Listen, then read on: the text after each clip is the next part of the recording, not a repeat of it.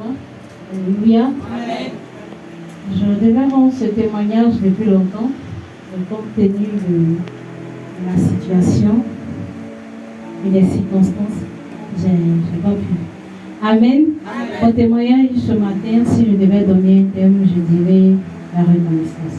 Amen. Et comme nous sommes dans le mois de la reconnaissance, je profite.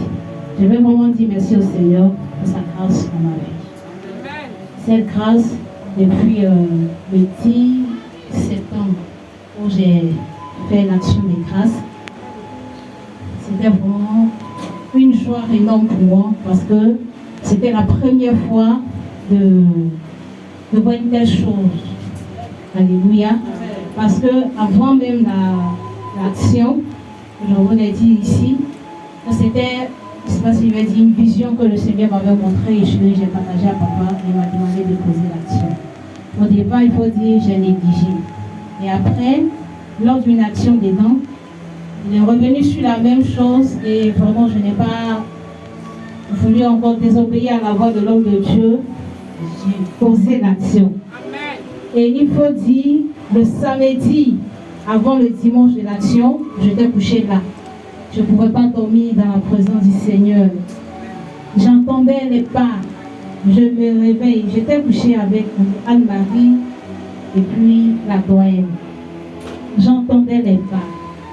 Quand je soulève la tête, je vois qu'il n'y a personne. Je me recouche. C'est la même chose. Arrivé un moment, j'ai mis l'adoration, j'ai commencé à prier. Anne-Marie s'est réveillée. Elle a commencé à prier aussi. On est resté dans un moment d'intimité avec le Seigneur. Après le sommeil, il nous a pris. Mais malgré ça, je suis restée constamment dans la présence du Seigneur. Même le dimanche matin, avant qu'on ne commence le culte, vraiment, je n'étais plus moi-même. Quand je marche, c'est comme, je suis doublée en fait. C'est comme j'avais des gens qui m'escortaient, j'étais un peu, je faisais des marches, je ne sais pas où je battais, je ne sais pas qu'est-ce que je devais faire. Je tournais sur moi, je marchais, papa m'appelait dans la chambre, il dit, ça va, qu'est-ce qui se passe? J'ai essayé d'expliquer, il a dit, ça va se faire. Et grâce à Dieu, tout s'est bien passé. Et vraiment rendre gloire au Seigneur. Vraiment dire merci à notre Dieu, le Dieu de Papa Quadio.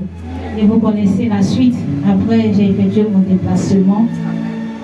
La répétition est pédagogique et ne soyez pas choqués. Je suis partie à Dubaï.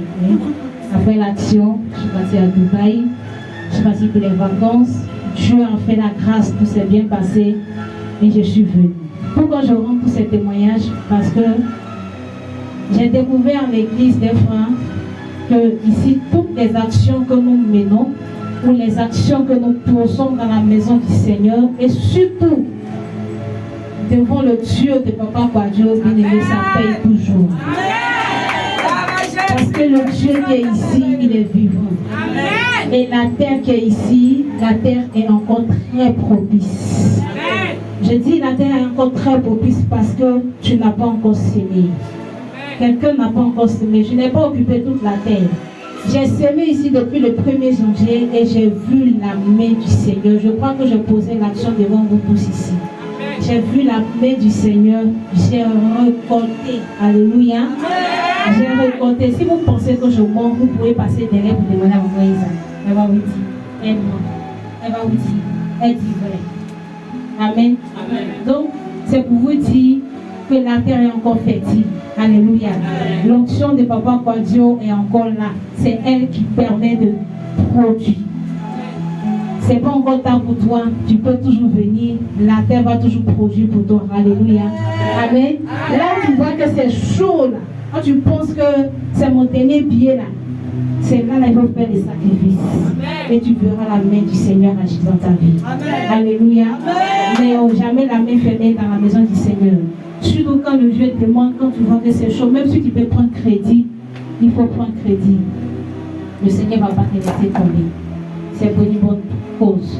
Ne dis pas que toujours l'argent, c'est vrai, souvent quand tu donnes, ça fait mal. Mais ne vois pas le fait de donner. Mais pense en ce que tu vas recevoir derrière. C'est ça qui est le plus important. Et c'est ce qu'on n'a pas encore compris. Par exemple, quand il s'agit de donner dans la maison de Dieu, on se joue les avares, on se joue les pauvres, on se joue ceux qui n'ont jamais rien. Non. Quand tu donnes, Et quand tu donnes de tout ton cœur, bien aimé, tu vas recevoir. Alléluia. Amen. Et tu vas recevoir en abondance.